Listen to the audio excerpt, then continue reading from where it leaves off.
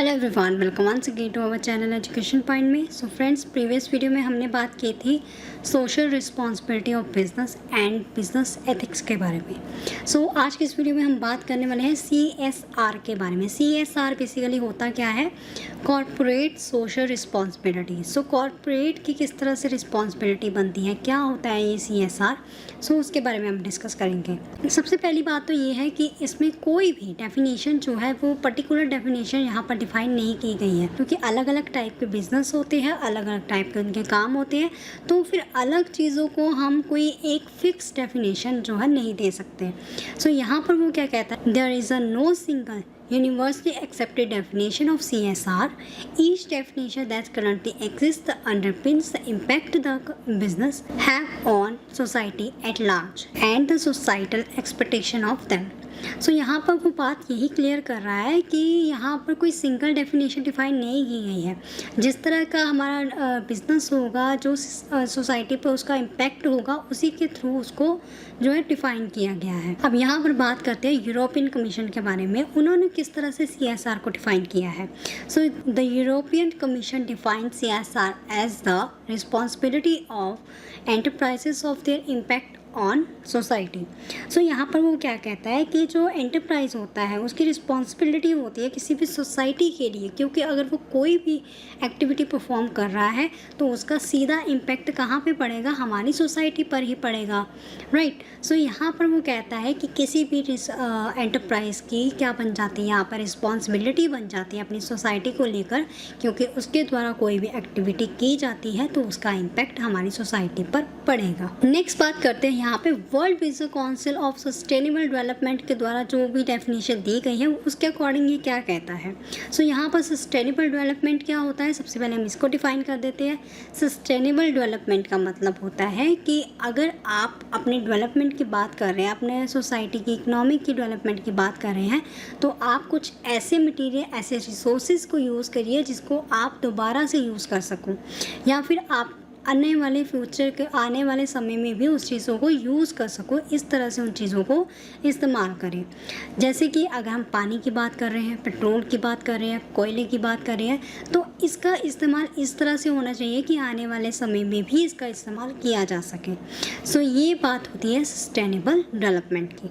सो बात करते हैं इसकी डेफिनेशन के बारे में। क्या कहता है, the continue commitment by business to contribute to economic development by improving the quality of life of the workforce and their families as well as of the community and society at large.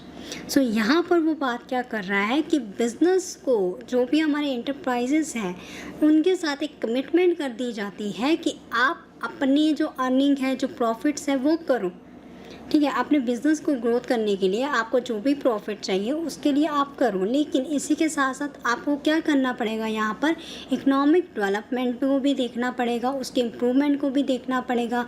जो आपके worker काम कर रहे हैं उनकी life को भी आपको ध्यान रखना पड़ेगा, उनकी फैमिलीज़ को भी प्रोटेक्शन प्रोवाइड करवानी पड़ेगी, और इसी के साथ साथ आपको कम्युनिटी को भी देखना पड़ेगा और अपनी सोसाइटी को भी देखना पड़ेगा। सो इन सब की जो रिस्पॉन्सिबिलिटी हो जाती है, किसकी हो जाती है? ऑब्वियसली बिजनेस की, एंटरप्राइज की। सो जो भी बिजनेसमैन लार्ज स्केल पर बिजनेस करते हैं और वो जो भी कुछ रिसोर्सेज को लेते हैं वो ऑब्वियसली सोसाइटी से लेते हैं, तो उसी केस में उसको सोसाइटी को भी कुछ देना पड़ता है। तो वो किस केस पे, किस पॉइंट ऑफ व्यू से दे सकता है? इकोनॉमिक की डेवलपमेंट करके, जो भी उसके वर्कर्स हैं उनको उनकी लाइफ को प्रोटेक्शन देकर, उनकी फैमिलीज़ को कुछ बेनिफिट देकर, उसी के साथ कम्युनिटी को कुछ बेनिफिट दे और सोसाइटी को कुछ बेनिफिट दे के वो अपनी रिस्पॉन्सिबिलिटी को निभा सकता है। सो ये बात की उसने, किसने? Business world business council of sustainable development द्वारा। इसी के साथ नेक्स्ट बात करते हैं इन इंडिया कॉन्सेप्ट में क्या लिखा गया है।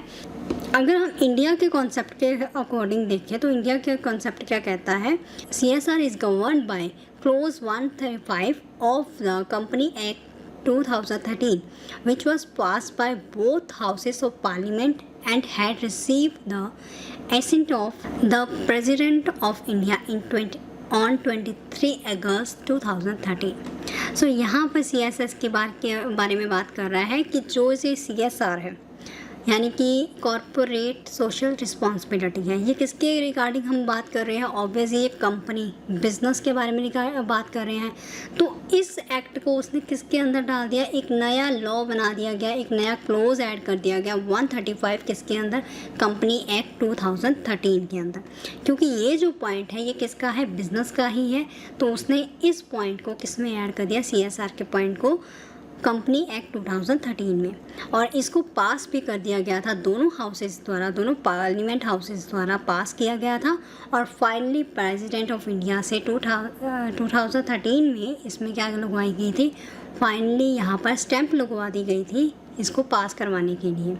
सो इस तरह से इंडिया में इसको पास करवाया गया था, एक अलग से क्लॉज बनवाया गया था कंपनी एक्ट 2013 के अंदर। नेक्स्ट बात करते हैं इसके प्रोविज़न के बारे में। तो CSR के कुछ प्रोविज़न है, कुछ एप्लीकेशंस है, वो किस तरह से। सो यहाँ पर वो बात करता है कि CSR किन के लिए लागू किया जा सकता है। सो यहाँ पर फर्स्ट पॉइंट क्या है? An annual turnover of the 1000 crore and more. जिसका टर्नओवर, जिस भी बिजनेस का टर्नओवर एनुअल कितना होना चाहिए? 1000 करोड़ से ज़्यादा होगा तो वो इस चीज़ के लिए लायबल होगा, एप्लीकेबल होगा। जो इस एक्ट के अंदर वो एप्लीकेबल होगा CSR के अंदर, उसके जो एनुअल टर्नओवर है वो कितना होना चाहिए? 1000 करोड़ से ज़्यादा। और इसी के साथ नेट वर्थ कितनी होनी चाहिए? 500 करोड़। जो नेट वर्थ होती है वो क्या होती है? हमारी जो हमारी एसेट्स है उनमें से जब हम लायबिलिटी को माइनस कर देते हैं तब हमारी निकलती है नेट वर्थ। तो वो कहता है कि जिसकी नेट वर्थ क्या होनी चाहिए? 500 करोड़ होनी चाहिए। वो भी इस चीज़ के लिए क्या है? एक एक्ट के लिए, इस एक्ट के लिए एप्लीकेबल होगा। उसी के साथ नेट प्रॉफिट कितना होना चाहिए? 5 करोड़ एंड मोर। ठीक है, 5 करोड़ से ज़्यादा जिसका प्रॉफिट होगा, नेट प्रॉफिट होगा, वो भी क्या होगा? इस CSR प्रोविज़न के लिए एप्लीकेबल होगा। सो नेक्स्ट बात करने वाले हैं। सो यहाँ पर कुछ नए रूल्स बनाए गए हैं CSR को लेकर। सो जब ये कंपनी एक्ट बना था उसके बाद कुछ नए रूल्स भी बनाए गए थे। तो वो कौन कौन से हैं? Which are applicable from the physical year 2014 and 15 onwards. तो सेकेंड यहाँ पर क्या है? Set up a CSR committee consisting of their board member including at least 1 independent director. So यहाँ पर बात करता है कि जब हम CSR की बात करें या कोई बिजनेस है जो कि CSR को फॉलो कर रहा है तो उस केस में वो क्या कहता है? वहाँ पे एक कमेटी बनाई जाती है, कंसिस्ट की जाती है कमेटी को। तो कमेटी क्या होती है? जब हम 4-5 पर्सनस का ग्रुप बना के कोई डिस्कशन करते हैं किसी चीज़ के बारे में, हम जो CSR के बारे में या अपने सोशल रिसोर्सेज के बारे में जब डिस्कशन करेंगे तो हमें कुछ पर्सनस का ग्रुप बनाना पड़ेगा, जिसे हमने क्या बोल दिया? कमेटी। तो इसी के साथ क्या कहता है कि इसमें और क्या इंक्लूड होना चाहिए? एक ऐसा इंडिपेंडेंट डायरेक्टर होना चाहिए। एक ऐसा independent director in the sense जिसका बिजनेस के साथ कुछ नहीं लेना देना है, वो कोई बाहर का पर्सन है जो कि फेयर होके डिसीजन को लेगा। क्लियर? वो किसी के अंडर रह के काम नहीं करेगा। जैसे अगर बिज़नेस की बात कही है तो बिज़नेस के फेवर में बात नहीं करेगा। वो जो सही होगा, राइट एंड रॉन्ग हमने पढ़ा था, जो एथिक्स होंगे उसी के अकॉर्डिंग ही वो डिसीजन लेगा। तो यहाँ पर क्या है? एटलीस्ट 1 इंडिपेंडेंट डायरेक्टर होना चाहिए CSR कमेटी के, अगर हम कंसिस्ट कर रहे हैं। इसी के साथ नेक्स्ट पॉइंट क्या है? The act enlarges companies to spend at 2% of their average net profit in the previous 3 year on CSR activity। अब वो वहाँ पे बात करता है कि अगर हमने CSR की बात की तो बिज़नेस पर्सन को क्या करना पड़ता है? वहाँ पर अपनी तरफ से कुछ एक्सपेंडिचर करने पड़ते हैं, कुछ सोशल अपनी सोसाइटी के लिए कुछ करना पड़ता है। तो सोसाइटी के लिए वो किस परसेंट पे करेगा? मतलब कि क्या करेगा, कितनी उसको जो है एक्सपेंडिचर करना पड़ेगा। तो ये किस तरह से डिफ़ाइन किया जाता है? उसने क्या कहा है कि यहाँ पर वो स्पेंड कितने करेगा? 2%। अपनी जो उसकी नेट प्रॉफिट होगा उसका 2%। अब यहाँ पे नेट प्रॉफिट कैसे होगा? अगर उसके 1 साल में जितना प्रॉफिट हो रहा है, ठीक है, 1, 2, 3 साल में, यहाँ पे कितने बात की गई? प्रीवियस 3 ईयर की बात की गई है। तो 3 साल में उसका जितना प्रॉफिट होगा उसका पहले वो एवरेज निकालेगा, उस एवरेज पर उसने क्या करना है, 2% क्या करना है, स्पेंड करने हैं। सो यहाँ पे नेट प्रॉफिट का वो एवरेज निकालेगा, उसके बाद उस पर 2% लगा के स्पेंड करेगा, किसके लिए, सोसाइटी के लिए, किसी भी CSR एक्टिविटी के लिए। क्लियर। सो नेक्स्ट यहाँ पर क्या आता है, only CSR activity undertaken in the India will be taken into consideration. वो कहता है कि जो CSR एक्टिविटी है वो केवल कहाँ पर कंसिडर की जाएगी, इंडिया के अंदर। अगर आपने कोई CSR एक्टिविटी इंडिया के अंदर की है, सोशली एक्टिविटी आपने इंडिया के अंदर की है, या सोसाइटी के लिए कुछ भी आपने इंडिया के अंदर किया है, तो उसको कंसिडर किया जाएगा। अगर आप इंडिया के बाहर किसी फॉरेन में जाके लोगों की हेल्प कर रहे हो, या सोसाइटी की हेल्प कर रहे हो, या किसी भी पर्सन की आपने हेल्प की है, सो उसको कंसिडर नहीं किया जाएगा। क्लियर।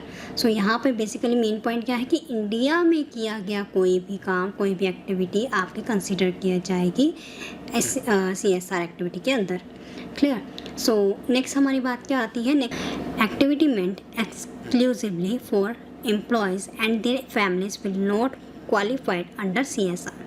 अब अगर कोई बिजनेस पर्सन CSR को फॉलो कर रहा है, उसकी एक्टिविटी को फॉलो कर रहा है, तो अगर इस केस में वो सिर्फ अपने एम्प्लॉयज़ की हेल्प कर रहा है, उनकी फैमिलीज़ को सपोर्ट कर रहा है, तो उस चीज़ को भी कंसिडर नहीं किया जाएगा। क्योंकि अगर वो उसकी फैमिली या फिर अपने बिज़नेस के जो वर्कर हैं उनको सपोर्ट कर रहा है, तो ऑब्वियसली वो अपने बिज़नेस के बारे में ही सोच रहा है, अपने बिज़नेस के जो वर्कर हैं उन्हीं के बारे में सोच रहा है। तो इस केस में वो कहता है कि अगर वो फैमिलीज़, एम्प्लॉयज़ के बारे में बात करता है, एम्प्लॉयज़ की फैमिली की बात करता है, उनकी हेल्प करता है, तो ये भी चीज़ जो है कंसिडर नहीं की जाएगी under the CSR activity. Clear. So ये थे हमारे new rules. So I hope आपको CSR क्लियर हो गया हुआ। एक ऐसा एक्ट है जिसमें हमने क्या करना है कि जो बिज़नेस पर्सन है उसको कुछ ना कुछ एनुअली 3 ईयर के बाद अपने जो है CSR एक्टिविटी में क्या करना पड़ेगा, कुछ ना कुछ रिस्पॉन्सिबिलिटी को, सोशल रिस्पॉन्सिबिलिटी को यहाँ पर निभाना पड़ेगा। सो आई होप आपको CSR क्लियर हो गया हो। अगर इसमें कोई प्रॉब्लम हो तो नीचे कमेंट बॉक्स पे कमेंट करके ज़रूर पूछ सकते हैं। और अगर आपको ये वीडियो अच्छी लगी हो तो इसे लाइक करें, शेयर करें और इस चैनल को सब्सक्राइब करना ना भूलें। Thank you so much for today.